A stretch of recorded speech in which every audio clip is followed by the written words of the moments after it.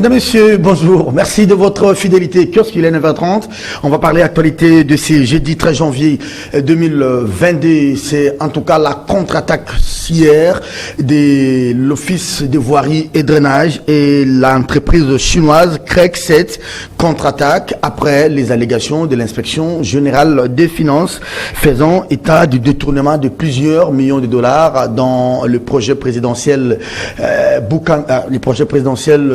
de Tile-et-Gelou dans les Grands Kasaï. Hier, Victor Toumba est numéro 1 de l'OVD ainsi que le numéro 2 de Craig 7 étaient face à la presse au Musée national. Il n'y a pas eu de détournement. Il y a peut-être eu un problème de planification, mais les projets est en phase d'être exécuté dans les Grands Kasaï, tout comme ici à Kinshasa. Victor Toumba en veut pour preuve plusieurs routes déjà réhabilitées à Kinshasa dans le cadre de ce projet présidentiel de Boukangalonzo. Alors, la deuxième personne à prendre la parole hier, c'était le numéro 2 de Craig 7, lui qui a fustigé les propos mensongers de l'inspecteur général des finances pour ce numéro 2 de Craig 7, donc Gilles Alinguetti est en tout cas dans les populismes et Craig 7 se réserve tous les droits de pouvoir saisir la justice pour que son image soit donc rétablie. Autre sujet d'actualité, scène de violence hier à Kingabwa. Certainement, vous avez vu des photos et des vidéos. La résidence du député national et premier vice-président de l'Assemblée nationale, le président ad intérim de l'UDPS, Jean-Marc Kabound, vandalisé et à la base, une expédition punitive militaire de la garde républicaine et qui est venue sur ordre de qui l'on ne sait pas pouvoir récupérer l'arme qui a été ravi à un militaire de la garde républicaine par des hommes en kaki, couleur bleue, donnés comme de gardes proches de M. Jean-Marc Kabound. Cette vidéo de près de 28 secondes qui est devenue très virale, où vous avez vu hier des policiers qui, premièrement, présentaient comme des éléments de la garde du premier vice-président de l'Assemblée nationale étaient en train de ravir par force l'arme d'un élément de la garde républicaine. Et en tout cas, ces corps d'élite n'a pas bien digéré. Comment on en est arrivé là? Kinshasa, franchement, on a frôlé les pires hier dans la capitale, pendant que, heureusement, le premier vice-président de l'Assemblée nationale, Jean-Marc Kabound, n'était pas dans sa résidence privée. Scène de pillage, des chaises cassées, des effigies, des photos partout. On en parle tout à l'heure, vivement des enquêtes au niveau peut-être de l'auditorat militaire pour départager les deux parties et que la vérité puisse éclater au grand jour. Est-ce que c'était normal pour les agents de la police nationale congolaise de pouvoir traiter un militaire de la garde républicaine, aussi ses corps d'élite, de cette manière-là, lui ravir les armes au vieux et au-dessus de tout le monde? On les traîne dans la jeep de la police, comme on l'appelle ça communément chez nous, Bercy, molesté. Est-ce que c'était non plus normal pour les éléments de la garde républicaine que de faire cette descente la nuit à la résidence du premier vice-président de l'Assemblée, des surcroît député national? En tout cas, ça vole trop bas pour ces régimes de l'UDPS. En tout cas, ça a desservi l'image du président de la République, ça a desservi l'image de l'UDPS et l'ensemble de la République. Ce n'est pas des armées, c'est une armée et une police d'une même République et d'un même pays et qui se bat. On s'est dit, comme ça s'est dit chez nous, il se rentre dedans. Mbois assume bois. On en parle tout à l'heure. Joachim Diana, bonjour et bienvenue. Bonjour, merci Serge. Deux sujets à l'ordre du jour, sinon il y a un sujet particulier, la Minute.com, qui vous intéresse personnellement, au-delà de ces deux thèmes qui sont alignés. Oui, il y a un sujet qui m'intéresse particulièrement, même si on le pousse un peu plus loin, il tient aussi à un certain désordre dans le pays. Oui. Je suis témoin, vous êtes témoin, nous avions suivi depuis 2010 l'assassinat de Tchébéa. Oui. Tchébéa que nous connaissions, dont le travail était d'alerter les autorités de la police, notamment des bévues commis par le commissariat, par les agents véreux, ainsi de suite. Et beaucoup d'autorités de police s'en servaient pour sanctionner la base. Et lorsque cette affaire arrive en 2010, nous nous sommes toujours posé la question, quel est le mobile du crime? Puisqu'on a voulu en faire un procès d'État, une affaire d'État. Nous nous sommes toujours posé la question, quel est le mobile du crime? C'est même le titre de ce documentaire de Thierry Michel, Affaire Chébéa, crime d'État. Crime d'État. Et aujourd'hui, cet homme-là, le Thierry Michel, est ici. Et pour qu'il termine son film, on doit lui arranger un arrangement pour qu'il arrive à concrétiser sa thèse. Nous sommes devenus une scène de théâtre ou un studio grande nature pour monter des cinémas. Le cas qui devrait nous intéresser, le cas Mouilamboy. Attendez, j'aimerais rappeler pour les téléspectateurs qui n'ont pas suivi peut-être les 2 dernières audiences dans l'affaire Chébéa, c'est que hier déjà, les avocats des partis civils n'avaient pas voulu faire la plaidoirie parce que pour ces avocats, donc, c'est pour donner un peu des éléments à Diana, ils estimaient qu'il fallait d'abord faire comparaître l'ancien président de la République, le président Joseph Kabila Kabange, lui qui a été cité par plusieurs témoins à la barre, et la Cour va peut-être se prononcer dans les délais raisonnables, oui ou non, si Joseph Kabila, comme ancien président, plusieurs fois cité par Paul Milamboué, va pouvoir venir peut-être en sa qualité de renseignant. C'est ça l'information. Oui, justement, je voulais en arriver là. Milamboué était parmi les condamnés à mort. Parce que les Congolais ont souvent la courte mémoire. Et sa défense depuis tout ce temps-là était quoi? J'étais dans mon bureau, je voyais à travers les caméras de surveillance comment on assassinait Chébéa. C'est ça le discours qu'il a tenu. On peut retrouver les vidéos, jusque même quand il était au Sénégal, c'était ça son discours. Oui. Il a été condamné par contumace. Hein? Oui. Il était condamné par contumace parce qu'il avait fui. Parmi les condamnés. Et pendant ce temps, il y a eu des gens qui ont été condamnés. Et vous connaissez la pratique chez nous. Il y a des ONG qui ne vivent que de ce procès-là. Sans ce procès, c'est fini pour eux, ils n'auraient plus l'existence. Il y a même des avocats dont la carrière tient à ce procès. Alors, on fait venir Mouilamboué. Là où nous attendions qu'on nous amène des policiers qui ont fait des aveux que c'est nous qui avions étouffé Chébéa, c'est nous qui l'avions tué. Voilà déjà intéressant. Qu'on devrait nous ramener. On nous ramène quelqu'un qui a toujours nié, qui dit je n'étais pas là. Il était dans le bureau, il a vu à travers les caméras de surveillance, et aujourd'hui il a comme discours que c'est Joseph Kabila qui lui aurait demandé de garder silence de tout ce qu'il avait vu. Voilà. Lui, il est dans son bureau, il voit on tue Chébéa, et Kabila là où il était, je ne sais pas par vidéo aussi, ou par esprit saint, apprend que Mouilamboué a vu à travers la caméra, on est en train d'assassiner, et il demande à Mouilamboué de garder tout ça, garder ça pour lui. Vous voyez que nous pouvons être... on a beau faire tout ce que nous faisons ici, ça se passe à la place publique. Qui peut prendre ce pays au sérieux? Parce que moi, en suivant ces aveux de Paul Milamboué, je m'étais posé une question. Quand il dit, il était devant l'auditeur, comment Pondé, ou bien les chefs du parquet militaire là, quand quelqu'un lui passe le téléphone, il dit c'est le président Joseph Kabila. Qu'est-ce qui nous rassure? Ou bien qu'est-ce qui a rassuré à Milamboué? Le monsieur qui était au bout du fil était réellement Joseph Kabila. Et Joseph Kabila là a su comment que lui savait quelque chose. Puisque lui n'a pas encore... Il aurait dû dire, je l'ai appelé, je lui ai dit, voilà ce que j'ai vu. Et il me dit, le surpris comme ça, Kabila par esprit saint, apprend et prend appel et quelqu'un d'autre lui passe le téléphone.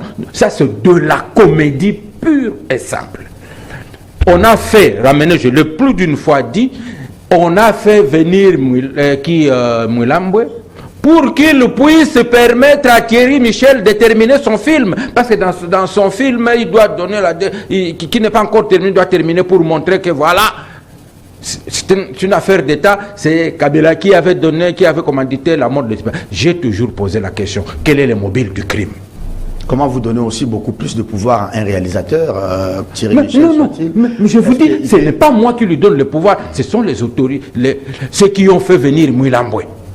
Au lieu de faire venir les autres là, qui ont parlé à travers RFI, il n'y a aucune procédure comment on appelle l'extradition. Aucune. Ceux qui ont fait des aveux que c'est nous qui avions tué. Aucune procédure. Mais on va nous amener quelqu'un qui a toujours nié qu'il n'avait rien fait. Et c'est lui-là qui vient parce que l'objectif pour lequel Mouilamboué est venu pour citer Joseph Kabila, un point, un trait. C'est tout.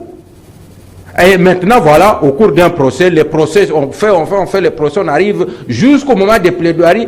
C'est une partie au procès qui estime qu'il y a la conviction du juge ne compte plus, le tribunal ne compte plus. Ce sont eux qui donnent maintenant les ordres à coup dit non, vous devez obligatoirement entendre celui-là. Est-ce que le juge n'avait pas entendu lorsque Mouilamboué parle? Est-ce que le juge n'avait pas la possibilité de se faire l'intime conviction que cet homme est en train de mentir ou ce qu'il dit? Ils n'ont peut-être pas trouvé important. Et vraiment, vous arrêtez un procès, on ne va pas au plaidoirie parce que vous voulez pas. Et parce qu'il y a des avocats qui veulent marquer leur carrière avec cette affaire. Il y a des ONG vous les dites, qui, à part cette affaire de profil, je ne sais pas, ils ne sont plus sur le terrain. Mais Diana, vous êtes quand même convaincu que, au-delà de tout ce que vous décriez pour donner de la matière à ces films de Thierry Michel, mais c'est qu'il y a eu un assassinat, un crime crapuleux, je ne sais pas, il n'y a que des magistrats qui peuvent qualifier cet acte, qui s'est opéré dans les locaux de la police et des agents de la police ont avoué que ce sont eux qui avaient exécuté. Alors, ne demandez pas aux avocats des partis civils ou soit n'interdisez pas aux membres des ONG de pouvoir en savoir davantage. Est-ce que c'était une initiative personnelle de ces agents de la police ou bien quelque part l'ordre est venu de la hiérarchie politique ou de la hiérarchie policière? Donc, je suis de ceux qui avaient bénéficié de la sollicitude de Tchébéa. Oui, plusieurs fois, nous tous. Plusieurs fois, nous tous, Tchébéa, nous savons ce que c'est. Même si, à l'époque, la voix des sans-voix n'était pas l'ONG numéro 1, c'était plutôt la SADO avec Ngefa, qui était plus au cours pendant la période la plus chaude qui nous avait pris. Donc, personne qui se dit journaliste ne peut ignorer le travail qu'avait fait Tchébéa.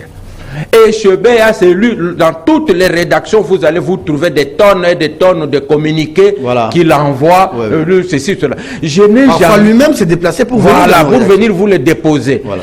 Alors, je n'ai jamais trouvé ces communiqués-là, en quoi ces communiqués pouvaient amener l'État congolais à l'assassinat. Je me suis toujours dit ceci.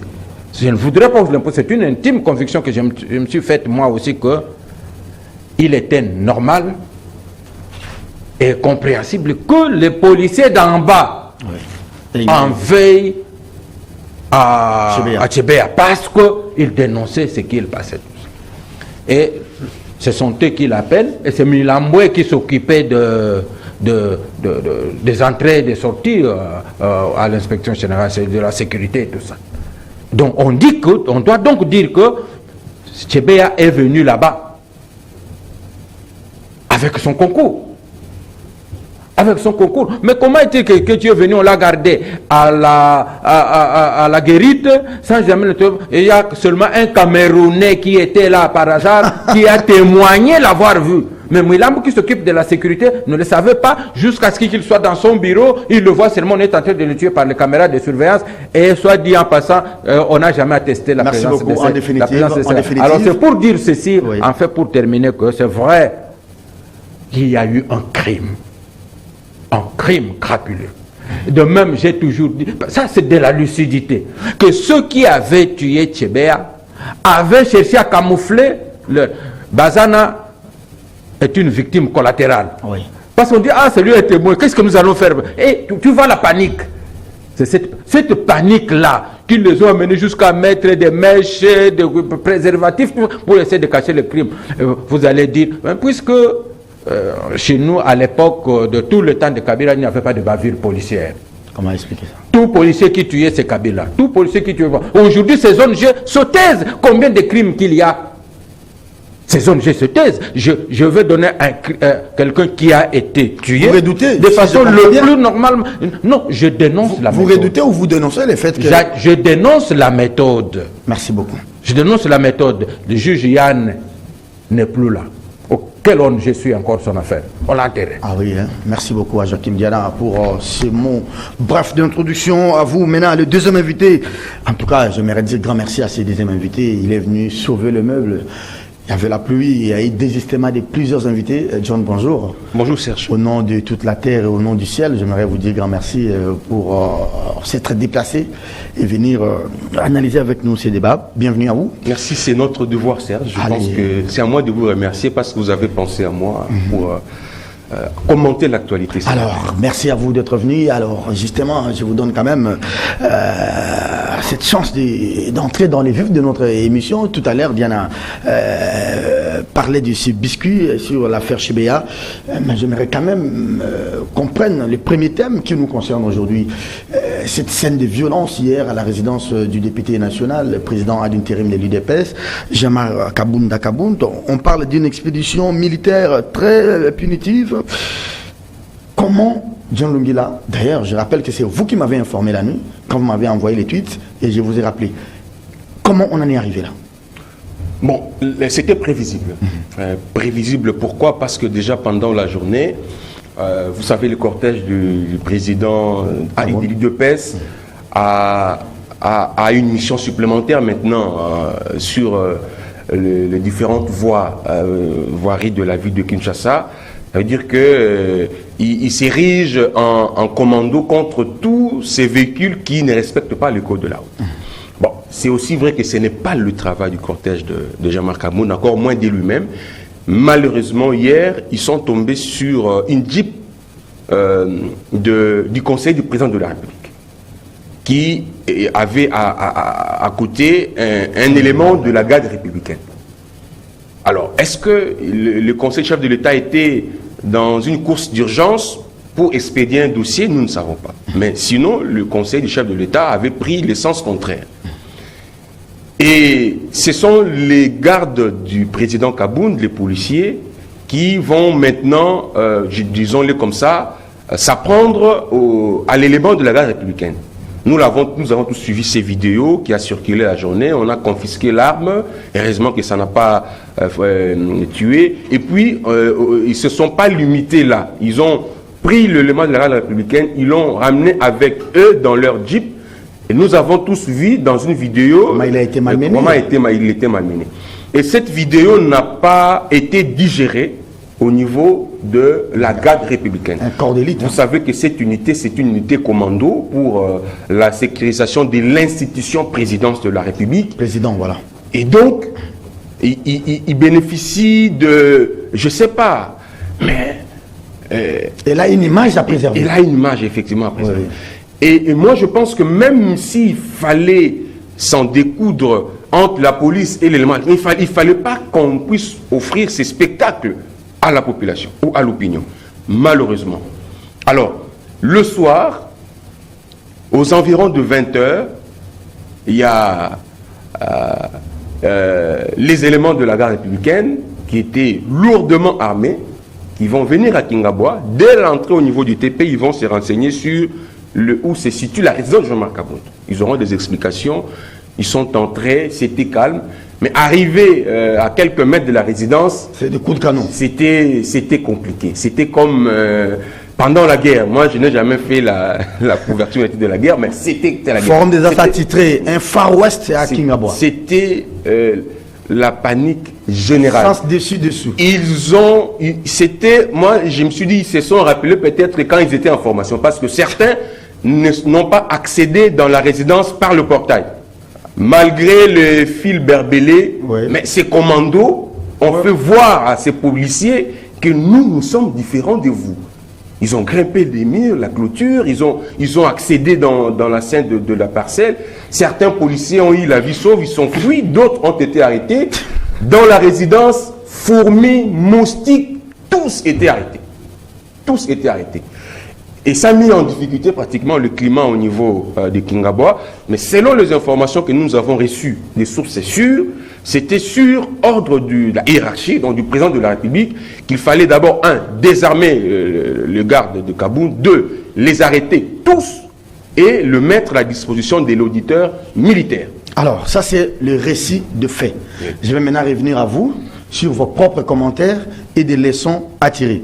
Diana, est-ce qu'après ce récit de fait, on peut passer à la seconde étape, c'est-à-dire vous nous donnez un édito sur ce qui s'est passé hier?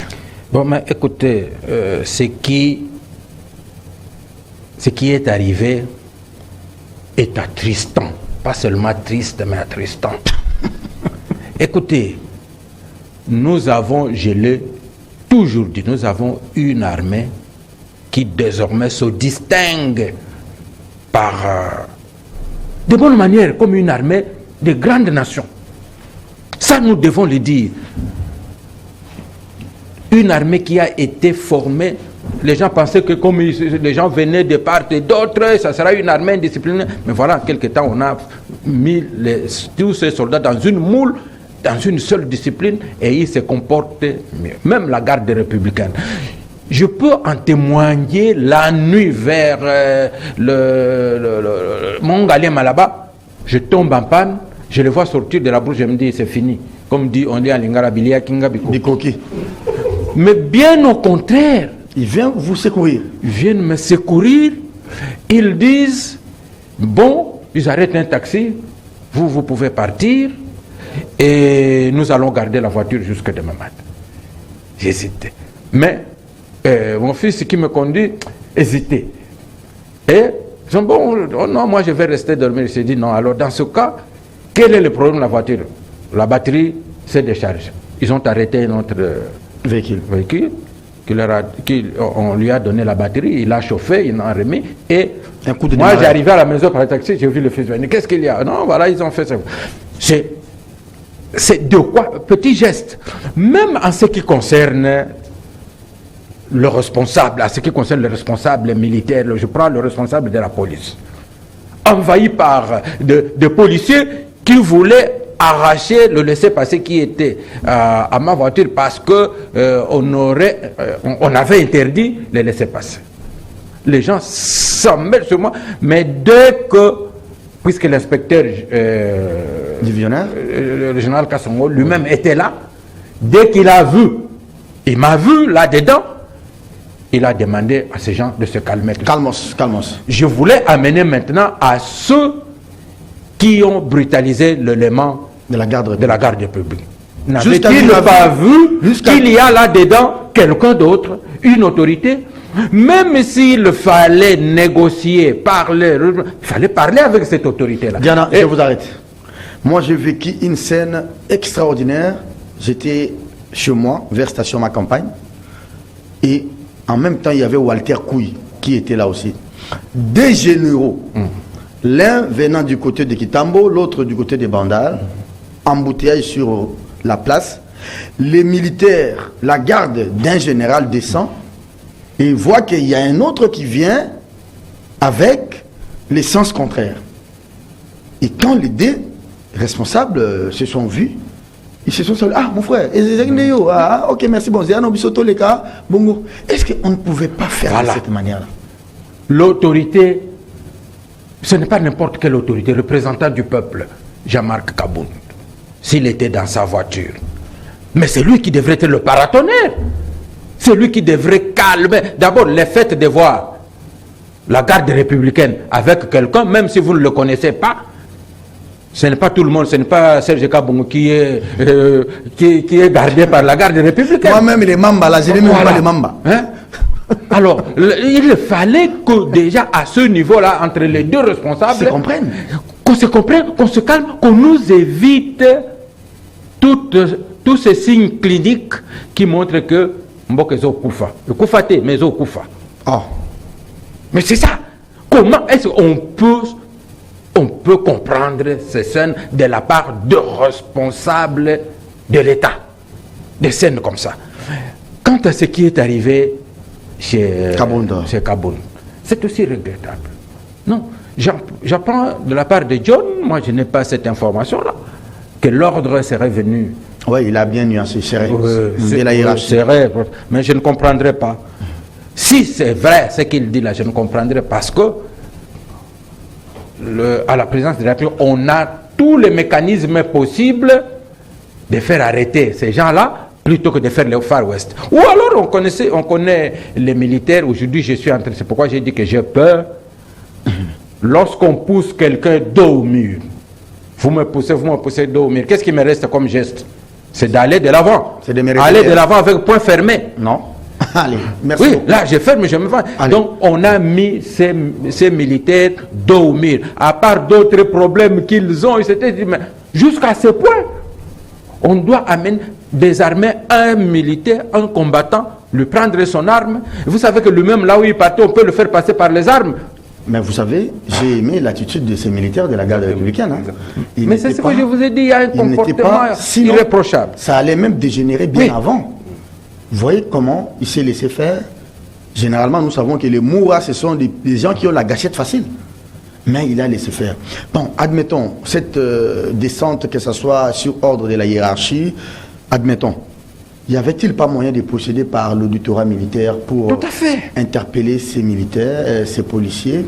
Y avait-il pas moyen de procéder, même le matin, à la police elle-même? Il y a une inspection générale de la police, n'est-ce pas? Et ceux qui s'occupent de la police pour pouvoir interpeller ces agents-là. Ça, c'est la première question. Deuxième, est-ce que les militaires, les policiers qui sont tout autour de ces chefs, ils ont aussi les mentales et les tempéraments de leurs chefs? Parce qu'ils pensent que, comme notre chef est brutal, nous aussi nous nous comportons en brutaux. Parce que je ne me vois pas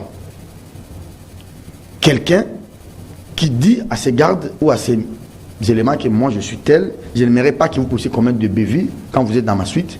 Et ces militaires-là procéder à ces gens-là. Ce n'est pas pour la première fois avec Kabound. Il a crevé des pneus des gens. Je vous donne encore un exemple, et ce qui est fort. J'ai appris ça à Kingabois. Ces policiers ont une fois braqué la VPM Maman F Bazaïba. Parce qu'il y avait les gyrophares de Maman F qui passaient devant la parcelle de Jean-Marc Kabound. Je pense que c'est un incident qui peut nous aider quand même à rectifier certaines choses. Je suis d'accord avec vous sur l'attitude de l'élément des JR qui avait gardé sa maîtrise. On pouvait assister à un spectacle désolant et décevant. Heureusement, sa maîtrise a permis à ce qu'il n'y ait pas, les pires ne puissent pas arriver. Et je pense que pour cette attitude, il mérite récompense et encouragement. Oui. Mais il était conscient qu'il y avait en face de lui, effectivement, des policiers, mais des gardes d'une autorité, qu'est Kabound. Donc il avait tout intérêt à se comporter malgré tout, même s'il avait raison, dignement à garder sa... C'était l'humiliation. Et ce sont des gens qui travaillent, même pendant la formation qu'ils ont, selon les informations, il y a des séances comme ça où on vous apprend à vous maîtriser. Et je pense que c'est cet élément à si bien se maîtriser devant une telle situation.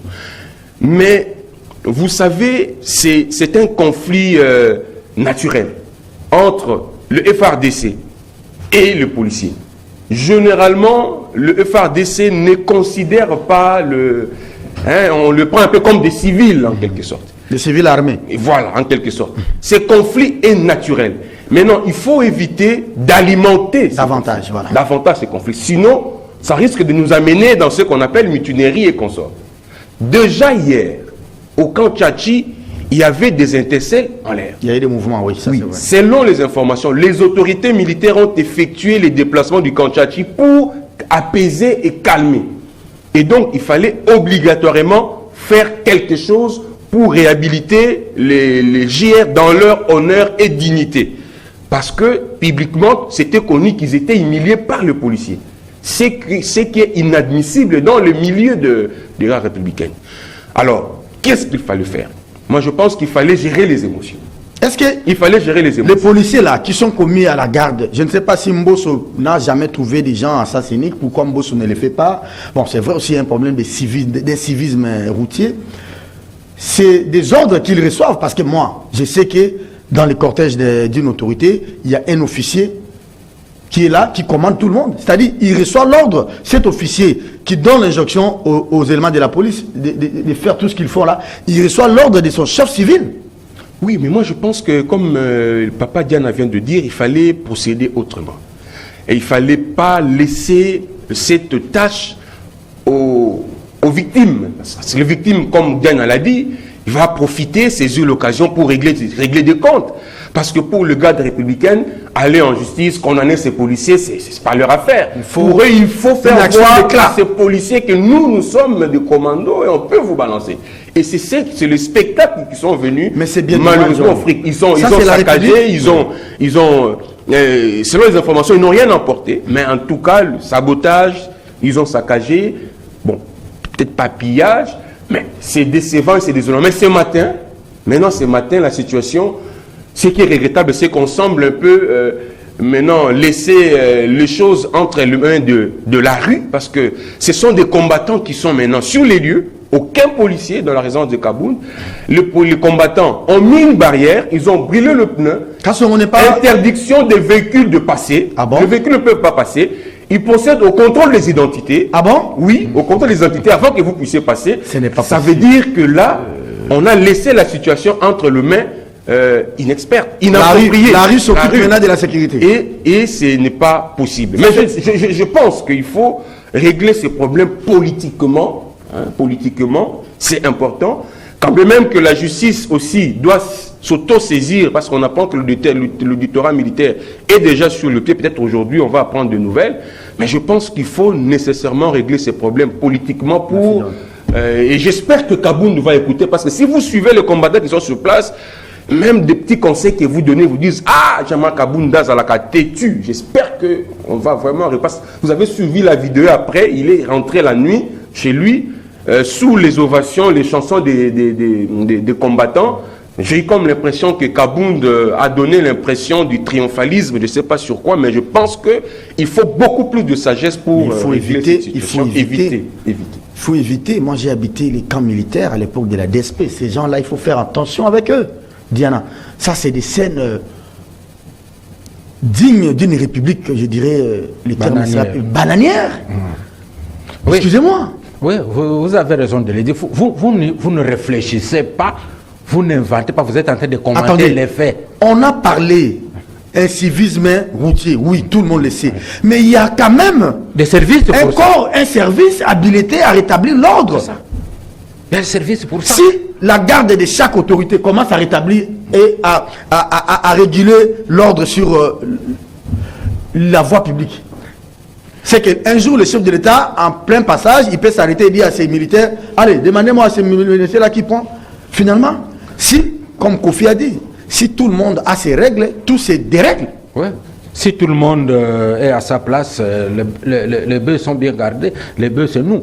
Écoutez, je voulais dire ceci, comme je l'ai dit, nous savons la situation dans laquelle se trouvent et nos militaires et nos policiers. Et c'est à nous, pas à toi et moi, mais à vous, les politiciens, de calmer la tension, de faire en sorte que leur patience soit perpétuelle. Les policiers ont aussi le tempérament de leur chef. Oui, les policiers aussi, aujourd'hui, c'est tout le monde. Ils se disent, notre chef aime la brutalité, nous aussi, nous devons l'être. Parce que si vous avez un chef qui rappelle chaque fois à l'ordre ces éléments, si un élément s'est méconduit, il se dit, bon, j'appelle ton chef, on te fout en prison. 15 jours au geôle. Là, ils vont bien.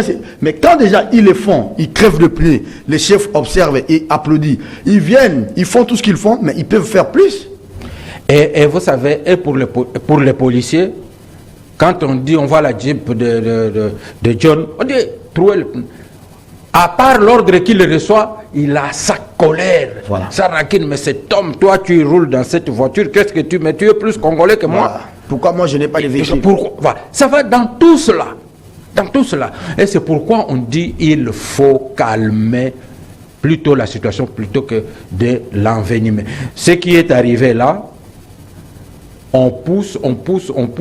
Lorsqu'on tend la corde, elle fait quoi? Elle se casse. Elle se casse, voilà. elle se casse. Le moral des troupes, le moral de quoi beau être forte, la morale, mais dès qu'on tire très fort, quand ça se casse, et lorsque ça se casse dans l'armée, ça se casse dans la police, plus personne ne sera là. Nous allons tous détaler, même, il n'y aura même pas de kiosque ici. Non. Vous vous souviendrez, moi j'ai toujours rappelé aux gens, au mois de septembre 91, je crois le 21, le 22, il n'y avait rien, non, même pas un seul journal sur le marché, même pas une seule chose.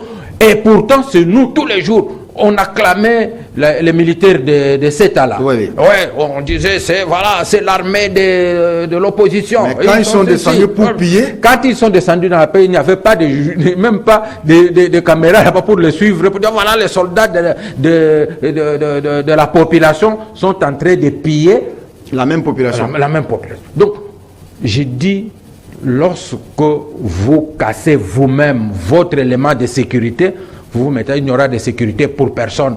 Et je peux me dire, s'il n'y a pas de sécurité pour les militaires et les policiers, il n'y aura de sécurité pour personne. Très bien. Moi, je crois qu'il faut appeler au calme et peut-être dans les jours à venir, les autorités militaires et policières doivent penser comment une cérémonie d'échange de vœux, une cérémonie de pardon entre la police et l'armée, vous êtes d'avis? Oui, entre la tout police à fait. Et l'armée, partager un repas de corps, comme ça s'est dit dans l'armée. Aujourd'hui déjà, les responsables à tous les niveaux devraient se retrouver parce que nous avons frôlé quelque chose de très grave. Très bien.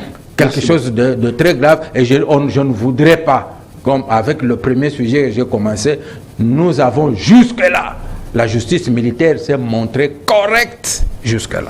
Et il ne faut pas qu'on amène la politique avec des avocats politiciens pour qu'on amène la justice militaire à se politiser. Et il n'y aura plus de paix pour ce pays. En tout cas, merci beaucoup à vous, chère Diana. Merci aussi à vous, cher.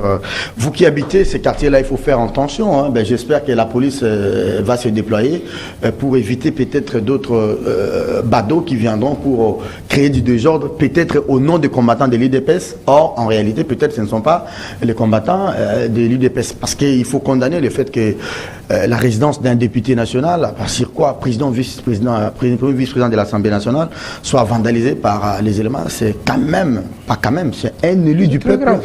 Et c'est inadmissible que des scènes pareilles se passent. Je crois que du côté Kaboun de l'UDPS, ils ont tiré quand même des leçons. Et que, comme on dit, la nuit porte conseil, vous avez quand même eu des leçons la nuit. Et que du côté de la police aussi, nous avons le numéro 1 de la police, ce n'est pas le moindre, le général Dieudonné Amouli. Il a été avec nous à Gbadolité. C'est quelqu'un qui a commandé la division spéciale présidentielle à Gbadolité avant son grand frère, le colonel Bita. Donc Amouli qui est là, il n'est pas policier de formation. Amouli est de la division spéciale présidentielle. Est-ce qu'Amouli pouvait accepter que lui, il est de la DSP et que les gendarmes ou des gens viennent les mettre? Vous voyez dans quel état d'esprit vous mettez les gens? Donc, Amouli, qui est fille de la division spéciale présidentielle, en sait quelque chose. J'espère que vous avez quand même tiré des leçons.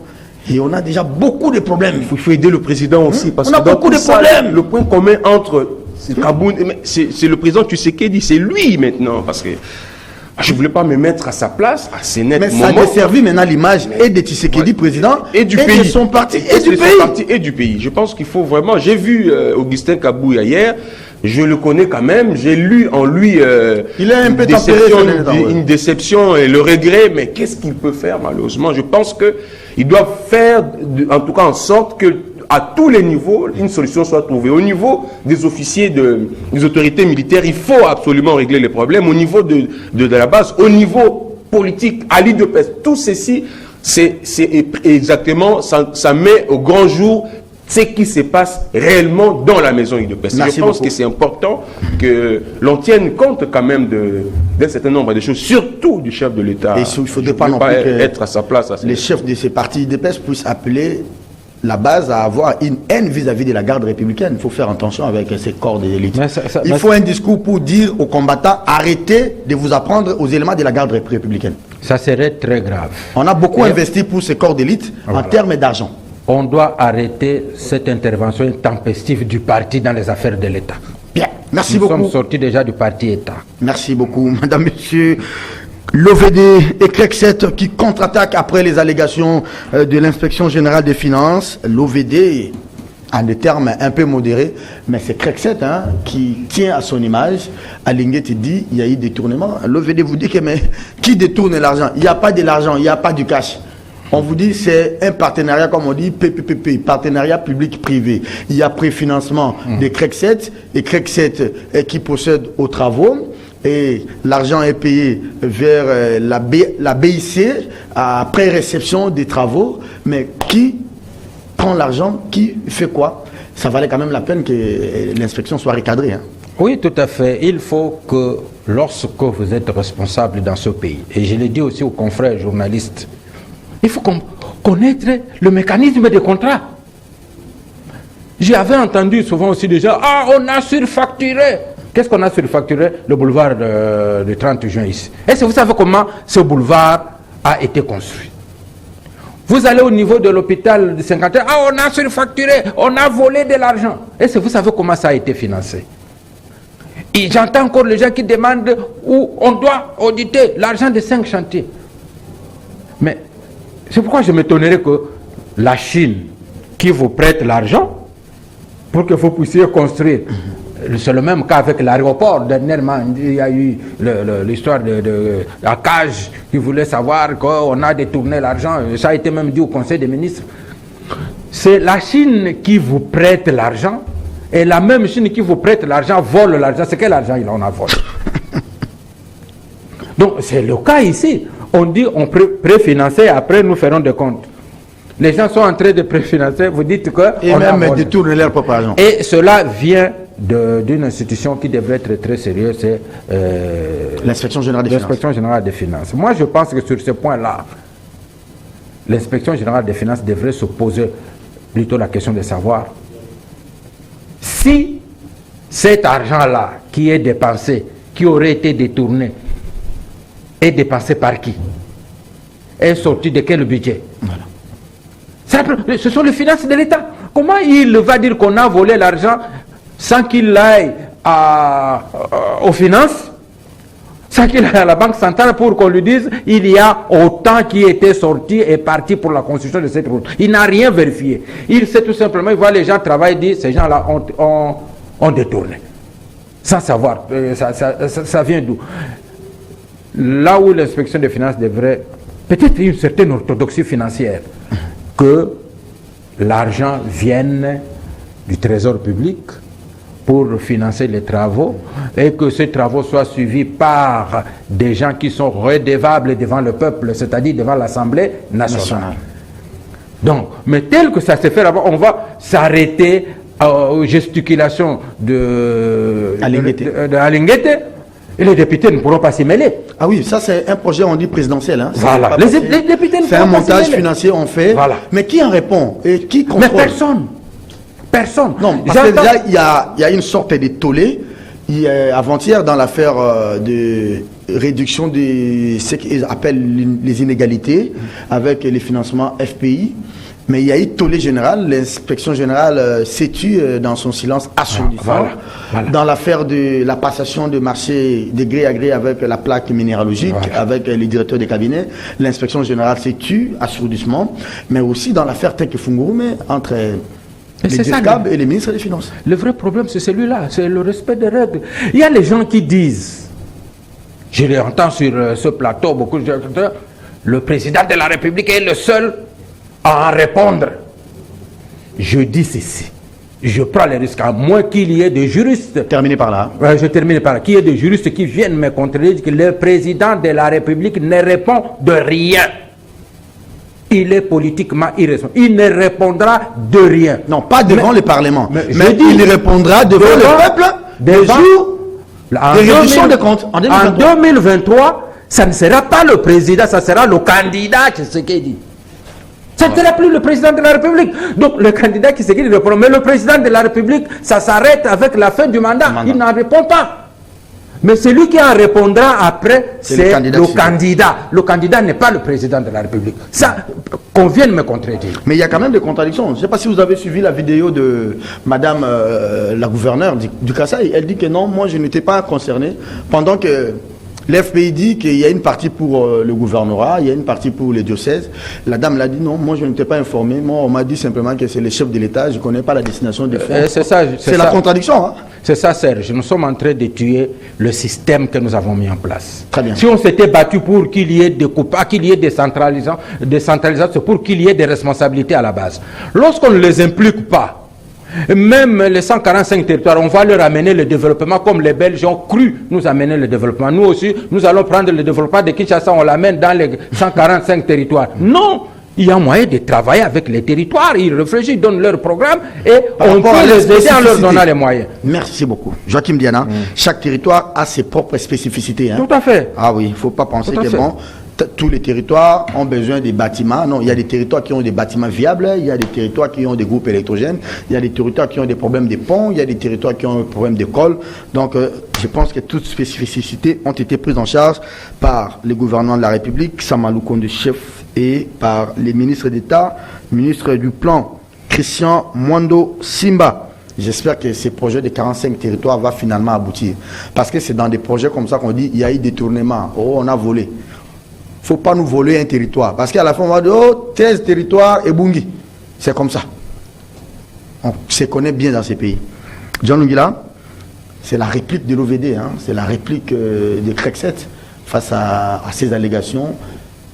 Taxer des mensongères de l'inspection générale des finances. Aucun rond n'a été détourné, il n'y a pas de l'argent cash, il n'y a pas du frais. Les travaux ont été lancés, ça fait 4 mois aujourd'hui.